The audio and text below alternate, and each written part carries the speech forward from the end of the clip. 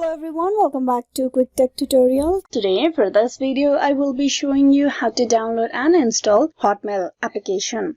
So for that, first of all, you open the Google Play Store.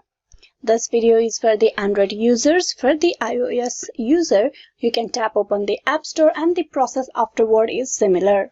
Once you open the Google Play Store, tap on the search bar and type in Hotmail.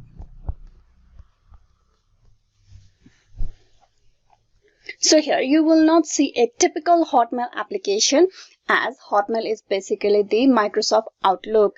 So here you need to download the Microsoft Outlook, where you will be able to log in into the Hotmail account of yours. Tap on install and wait for the application to be downloaded. Hotmail apps allows you to send and receive emails from your colleagues, friends and other work. You will be able to send files, attachments, folders, and even schedule the email for the appropriate time of sending it.